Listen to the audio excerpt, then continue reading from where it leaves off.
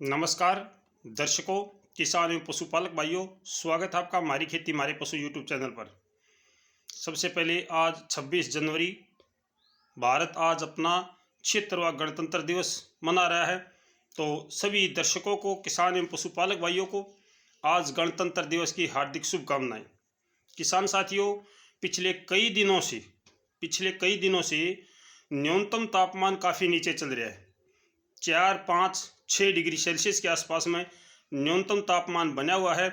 तेज़ हवाओं के चलने से इस तापमान में और भी गिरावट आती जा रही है, यानी कि ये तापमान लगातार नीचे जा रहा है, जिसकी वजह से हमारी कुछ ऐसी फसलें हैं जिनको इससे नुकसान हो रहा है।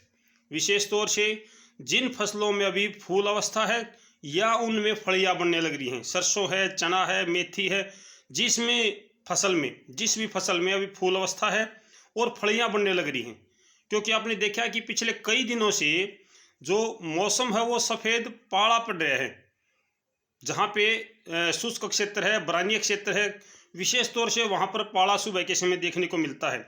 इससे हमारी फसलों में क्या नुकसान होता है, जैसे सरसों की फसल है, उसके ऊपर अगर फलियों पे पाला जम जाता है तो उसका जो बीज है, जो अंदर दाना बनता है, वो निश्चित तौर पर आकार में छोटा रह जाता है या वो बढ़वार ही नहीं ले पाता, जिससे सरसों की फसल पर इसका प्रतिकूल प्रभाव पड़ता है और हमारी जो सरसों की फसल है वो नुकसान की तरफ जाती है।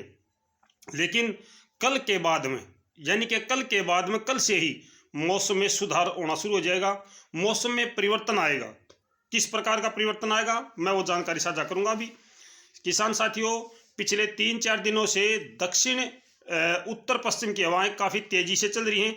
दिन भर 15 से 18 किलोमीटर की गति से ये हवाएं चलती चली आ रही हैं और इन हवाओं के चलने से काफ़ी तापमान नीचे आता जाता है, यानी तापमान नीचे आ रहा है। इसकी वजह से ठंड और भी बढ़ती जा रही थी। लेकिन अब कल यानी 27 जनवरी के बाद में, 27 जनवरी से ही आपको मौसम में थोड़ा सी राहत नज़र आएगी। अभी जो तापमान नीचे जा रहा था, अब वो धीरे धीरे अप होना शुरू हो जाएगा। आज 5 डिग्री सेल्सियस तापमान है, कल 7 होगा, परसों 8 होगा, इसके बाद में 9, 10, 11, 12। अगर मैं बात करूं कि सबसे ज़्यादा गर्म दिन कौन सा होगा, तो 31 जनवरी को न्यूनतम तापमान 14 डिग्री सेल्सियस पहुंचने का अनुमान है। यानी कि सर्दी से बिल्कुल आपको राहत मिल जाएगी, सर्दी बिल्कुल भी नहीं रहेगी।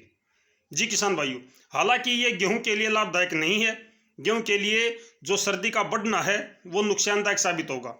लेकिन जिन फसलों में अभी फूल की अवस्था बनी हुई है या जिन फसलों में भी फलियां बनने लग रही हैं, उनके लिए आने वाला मौसम अच्छा होगा। अभी लगभग 28, 29, 30, 31, 1, 2 और 3 यहाँ पर आपको पूर्वी हवा, दक्षिण पूर्वी या दक्षिण की हवा, ये हवा देखने को मिलेगी। मौसम एकाएक परिवर्तनशील नजर आएगा। कुछ एक स्थानों पर थोड़े बहुत बादल भी आपको नजर आएंगे, वो आपको 30 और 31 जनवरी के आसपास में नजर आएंगे। आमतौर पर मौसम शुष्क और साफ रहेगा, बारिश की किसी प्रकार की संभावना नहीं है। जिन किसान भाइयों के खेतों में अभी सरसों की फसल है और ज़मीन शुष्क है, यानी कि उनके खेतों में नमी नहीं है, वो किसान भाई अपनी फसलों में पानी लगा लें। पानी लगाने से आपके जो पाला पड़ता है उससे राहत मिलेगी। चाहे आपकी किसी प्रकार की फसल है, अगर आपके खेतों में पाला गिरता है तो इससे निश्चित तौर पर आपकी फसल को नुकसान हो सकता है। चाहे आपका गेहूँ है, गेहूँ में भी पाला छेद सकता है, नुकसान कर सकता है। तो आप ऐसी फसल में जिसमें सफ़ेद पाला जमता है अभी, वहाँ पे आप पानी लगा लें। सबसे ज़्यादा जो नमी को सोखता है वो पाला सोखता है। मैं सभी दर्शक भाइयों से, किसान भाइयों से ये प्रार्थना करूँगा कि अभी बारिश की संभावना नज़दीक नहीं है, तो आप अपनी फसलों में सुचारू रूप से पानी की व्यवस्था करें, पानी जरूर लगाएं। अगर पानी लगाओगे तो आपकी फसलों में नुकसान नहीं होगा।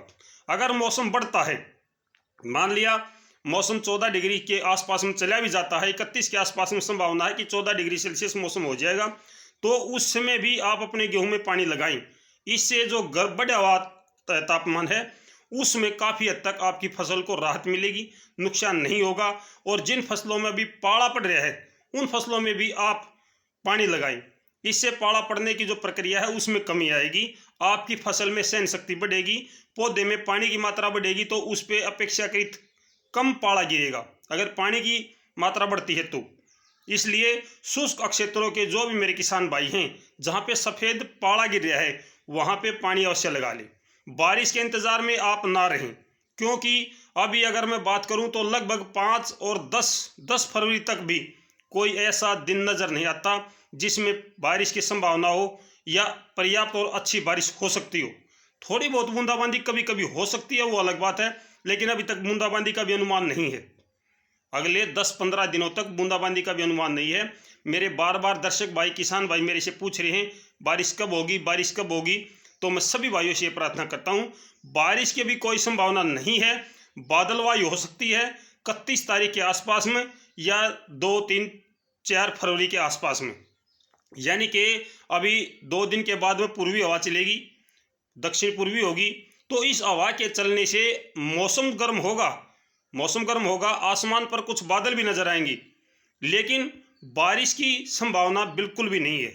इन बादलों से हो सकता है थोड़ी बहुत जगह पे कुछ बूंदाबांदी हो, वो अलग बात है, लेकिन वो बूंदाबांदी कहाँ पे होगी और कितनी मात्रा में होगी ये निश्चित नहीं है। अभी तक ये नहीं कह सकते कि वो बूंदाबांदी कहाँ होगी, क्योंकि अभी तक तो बूंदाबांदी की ही संभावना नजर नहीं आती है। लेकिन आसमान पर बादल होते तो कभी कभी थोड़ी बहुत बूंदाबांदी हो जाती है, अचानक से कहीं पर 10-20 मिनट के लिए बूंदाबांदी होगी।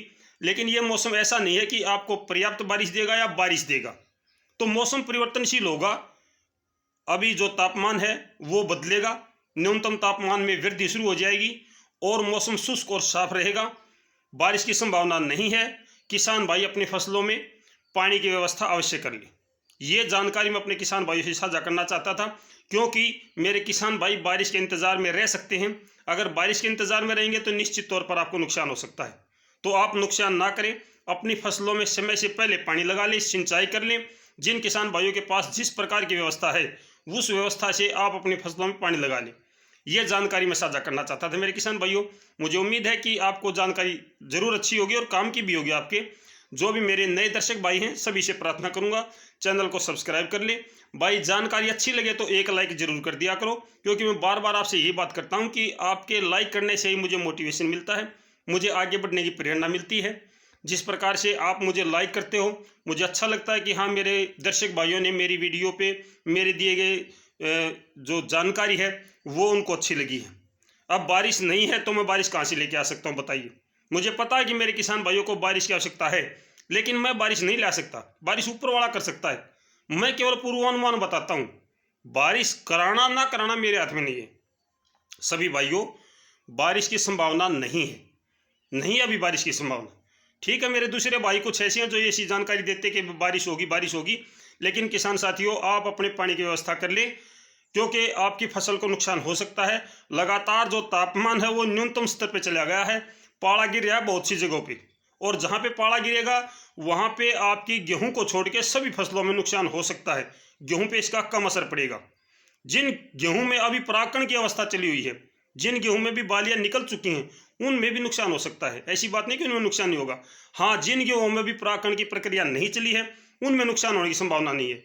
गेहूं के लिए ठंड होना जरूरी है, लेकिन दूसरी फसलों के लिए अब ठंड का समय जा चुका है, क्योंकि ज़्यादातर जो फसलें हमारी हैं, सरसों की है, चना है, ऐसी फसलें हैं जिनको अभी ज़्यादा ठंड की आवश्यकता नहीं है। उनको थोड़ी सी ठंड की आवश्यकता है। 1 महीने के बाद में वो परिपक्व हो जाएंगी, पककर तैयार हो जाएंगी, कटाई का समय आ जाएगा। लगभग आप मान के चलिए मार्च के प्रथम सप्ताह में कटाई शुरू हो जाती है। तो अभी 1 महीने का समय है। अभी आपकी सरसों की फसल पकने के नज़दीक जा रही है। अगर उस पर पाला गिरेगा तो निश्चित तौर पर आपकी फसल को नुकसान हो सकता है। तो किसान साथियों, ये थी जानकारी आपके लिए। फिर मिलते हैं, तब तक नमस्कार, जय हिंद।